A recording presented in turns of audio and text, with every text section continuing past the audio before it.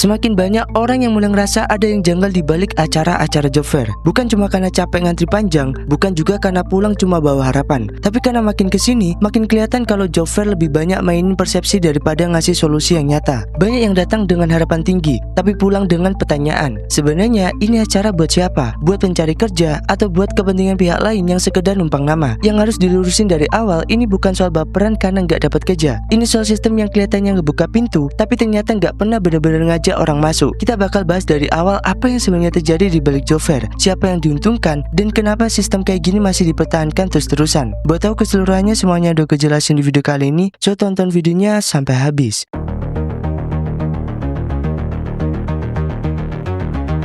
Beberapa waktu terakhir, satu kutipan dari seorang HRD viral di platform X, singkat tapi bikin ramai. Dia bilang job fair itu cuma formalitas, dan yang terjadi setelahnya adalah gelombang kemarahan dari banyak orang, terutama para pencari kerja. Komentar-komentar muncul dari mana-mana, ngerasa dibohongi, ngerasa perjuangannya nggak dihargai, ngerasa usaha datang ke job fair itu jadi sia-sia. Tapi di balik kemarahan itu, ada sesuatu yang lebih penting buat dilihat. Bukan soal benar atau salahnya pernyataan itu, tapi tentang kenapa satu kalimat kayak gitu bisa bikin begitu banyak orang bereaksi. Karena yang diucapkan HRD itu adalah sesuatu yang nyentuh titik paling sensitif dari pengalaman ribuan orang yang pernah datang ke job fair dengan harapan besar, tapi pulang dengan tangan yang kosong. Ketika ada yang bilang job fair cuma formalitas, yang langsung tergambar di kepala banyak orang adalah antrian panjang, formulir kertas yang akhirnya numpuk di box tanpa kejelasan, bot perusahaan yang rame tapi interaksi minim, dan CV yang dikumpulin tanpa tahu siapa yang bakal baca. Buat sebagian besar pencari kerja, pengalaman itu bukan hal yang asing, tapi ketika hal itu dikonfirmasi langsung oleh orang dalam sistem, reaksi keras jadi sesuatu yang nggak bisa dihindari. Yang bikin kutipan itu viral bukan cuma isinya, tapi siapa yang ngomong. Ini bukan orang luar,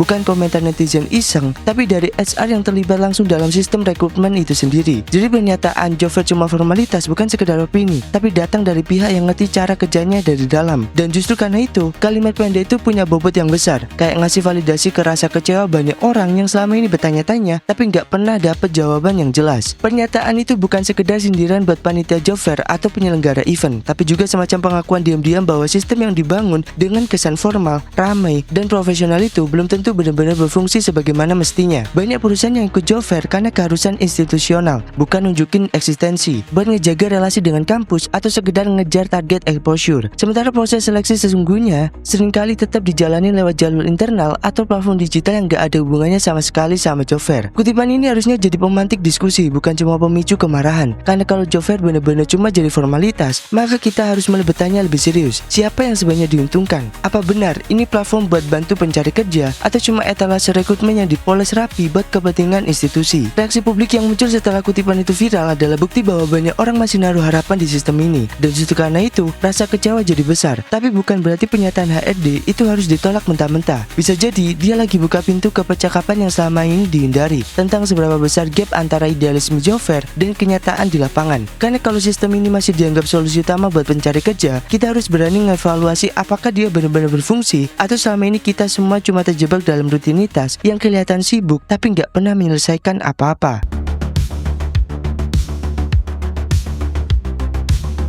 Datang ke job fair itu rasanya kayak masuk ke dunia yang penuh harapan. Semua bot terlihat sibuk, spanduk warna-warni pamerin nama perusahaan besar, dan tiap sudut ada HR yang kelihatan sibuk banget kayak lagi nyari kandidat terbaik. Buat ribuan pencari kerja yang datang, atmosfernya kelihatan menjanjikan. Tapi begitulah jalanin prosesnya dari awal sampai akhir, lo mulai sadar satu hal, banyak yang dikasih tapi hampir gak ada yang bener-bener lo bawa pulang. Banyak peserta yang datang dengan energi penuh, baju udah paling formal, CV udah dicetak lusinan, bahkan gak sedikit yang udah latihan interview jauh-jauh hari. Tapi pas nyampe di lokasi, realitanya nggak selalu sesuai ekspektasi. Buat yang katanya buka lowongan, ternyata cuma ngasih kertas form yang nantinya akan diproses lebih lanjut. Ada juga yang cuma nyuruh lo scan barcode, isi Google Form, terus udah, tanpa tatap muka, tanpa screening langsung, tanpa interaksi bermakna. Dan setelahnya lo nggak pernah dapet kabar apa-apa lagi. Lo juga pasti pernah lihat momen ketika ratusan orang antri panjang buat drop CV ke satu bot yang katanya buka banyak posisi, tapi CV yang dikumpulin di satu box besar, lo nggak tahu siapa yang bakal baca, nggak tahu kapan dihubungi, nggak tahu apakah dokumen itu itu dibaca atau cuma jadi syarat dokumentasi acara. Dan yang lebih parah, banyak dari perusahaan itu bahkan gak follow up sama sekali. Setelah job fair selesai, gak ada satupun email yang masuk, gak ada panggilan, gak ada feedback. Seolah-olah semua yang terjadi hari itu cuma seremoni kosong buat nampilin bahwa rekrutmen sedang berjalan. Masalahnya bukan sekedar soal CV yang gak ditanggapi, tapi tentang bagaimana sistem ini menciptakan ilusi proses yang seolah-olah aktif, padahal kenyataannya pasif. Buat pencari kerja, job fair adalah ladang kesempatan, tapi buat sebagian perusahaan, ini sekedar agenda branding tahunan. Mereka datang karena diundang atau diwajibkan, bukan karena lagi serius nyari orang. Akhirnya, yang banyak dibawa pulang sama pencari kerja bukan panggilan kerja, tapi frustasi dan rasa kehilangan arah. Mereka datang dengan ekspektasi dapat akses langsung ke perusahaan, tapi malah ngerasa kayak lagi ngisi formulir kosong yang nasibnya nggak jelas. Dan karena semua ini dikemas dalam acara yang kelihatannya profesional, kekecewaan jadi makin dalam. Karena nggak ada yang mau ngakuin bahwa banyak bagian dari job fair sebenarnya berjalan tanpa niat hasil yang konkret. Ini bukan berarti semua job fair buruk. Ada yang benar-benar niat bantu, ada juga yang serius rekrut. Tapi masalahnya adalah proporsinya terlalu kecil dibanding yang cuma formalitas. Sistem ini terlalu sering jual janji tanpa jaminan proses. Dan selama nggak ada transparansi, nggak ada feedback, dan nggak ada akuntabilitas dari perusahaan, job fair akan terjadi ajang yang penuh simbol, tapi minim substansi. Kita nggak bisa terus-terusan nganggap job fair sebagai solusi sakti buat pengangguran kalau realitanya kayak gini terus. Karena kalau pencari kerja terus-menerus dituntut buat tampil maksimal, sementara sistemnya nggak ngasih kejelasan, yang kita lihat nanti bukan proses seleksi, tapi pabrik kekecewaan massal yang dibungkus dengan bendera HRD.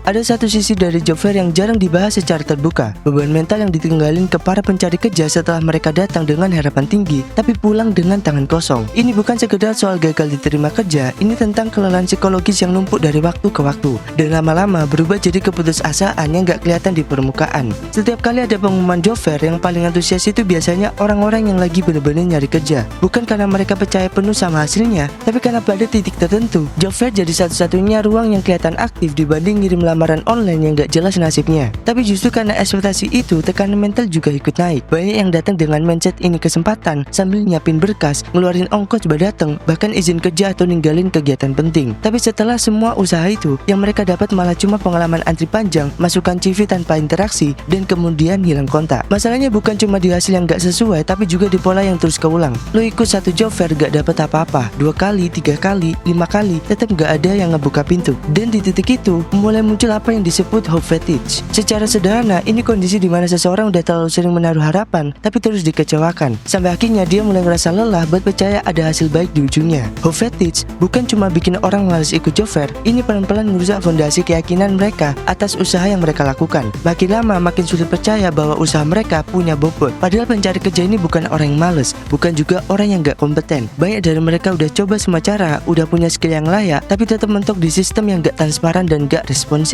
Mental exhaustion ini makin parah karena lingkungan sosial juga nggak selalu sportif. Pencari kerja dianggap lemah kalau ngerasa down, disuruh sabar, disuruh terus berjuang, seolah masalahnya selalu ada di individu. Padahal yang salah itu strukturnya, job fair yang nggak beres, proses rekrutmen yang penuh formalitas, dan sistem kerja yang makin bias ke mereka yang punya koneksi. Kelelahan mental dari job fair bukan cuma efek samping, tapi gejala utama dari sistem rekrutmen yang manipulatif. Dan kalau ini terus dibiarkan, bukan cuma karir yang terganggu, tapi kesehatan mental generasi pencari kerja juga bakal hancur pelan-pelan. Harapan itu penting, tapi kalau terus dibenturkan sama realita yang penuh kebuntuan, pada akhirnya orang berhenti percaya sama peluang, dan itu jauh lebih berbahaya dibanding sekedar gak dapat kerja.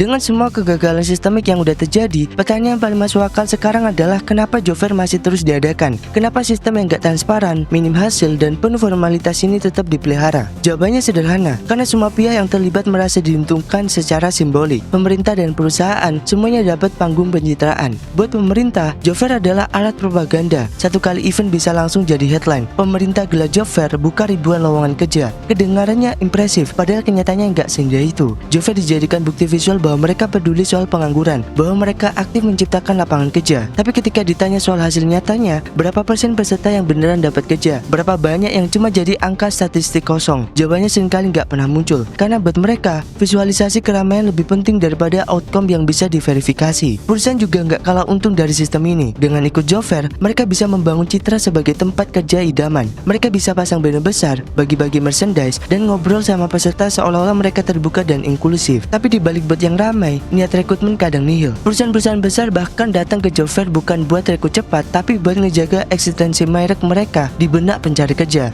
buat branding, bukan buat perekrutan aktif. Jadi kalau ditanya kenapa sistem ini terus dipertahankan, jawabannya bukan karena efektif, tapi karena semua aktor utama dalam ekosistem ini butuh simbol keberhasilan. Mereka butuh panggung, dokumentasi, dan laporan kegiatan yang bisa dipresentasikan ke stakeholder mereka masing-masing. Masalahnya yang dikorbankan dalam proses ini adalah para pencari kerja. Mereka datang dengan harapan, pulang dengan kelelahan. Mereka dipakai sebagai elemen pendukung dalam pertunjukan pencitraan kolektif. Ini bukan sekedar soal ketidakefisienan sistem. Ini soal eksploitasi harapan orang yang lagi dalam posisi paling rapuh. Ketika pencari kerja dijadikan properti visual demi kepentingan politik, promosi institusi, atau branding korporat, maka job fair bukan lagi solusi tapi bagian dari masalah itu sendiri. Dan selama gak ada keberanian buat merombak sistem ini dari akar, maka job fair akan terus diulang sebagai ritual tahunan yang makin kehilangan makna.